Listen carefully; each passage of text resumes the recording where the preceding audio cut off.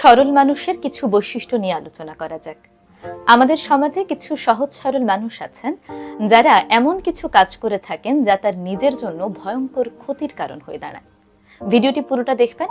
যদি আপনার সঙ্গেও মিলে যায় তাহলে সামনে থেকে অবশ্যই সাবধান থাকবেন। 1 নম্বর, অযাচাইকৃতভাবে টাকা ধার দেয়া। অনেক সময় দেখা যায় অন্যের মিথ্যে বিপদের কথা শুনে কিংবা অন্যের মিথ্যে অজুহাতের কথা শুনেই অনেক পরিমাণ টাকা ধার দিয়ে ফেলে। পরবর্তীতে দেখা যায় এই সরল মানুষগুলো সেই টাকা আর কোনোদিনও তুলে আনতে পারে না।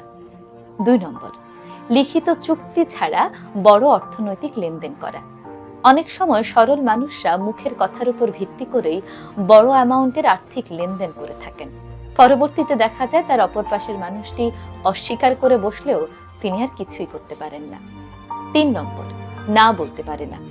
সরল মানুষরা অনেক সময় না বলতে পারেন না, ফলে দেখা যায় অন্য মানুষরা তার ইচ্ছের বিরুদ্ধে তাকে দিয়ে অনেক কাজ করিয়ে নিচ্ছেন, যা পরবর্তীতে তার ক্ষতির কারণ হয়ে দাঁড়ায়। 4 নম্বর, নিজের অধিকার সম্পর্কে সচেতন না হওয়া এবং নিজের প্রাপ্য ছেড়ে দেওয়া। সরল মানুষরা অনেক সময় নিজের অধিকার সম্পর্কে সচেতন থাকেন না। নিজের প্রাপ্য অনেক কিছুই, সেটা হতে পারে তার অধিকার কিংবা সম্পদ, অন্যের জন্য ছেড়ে দিয়ে আসেন।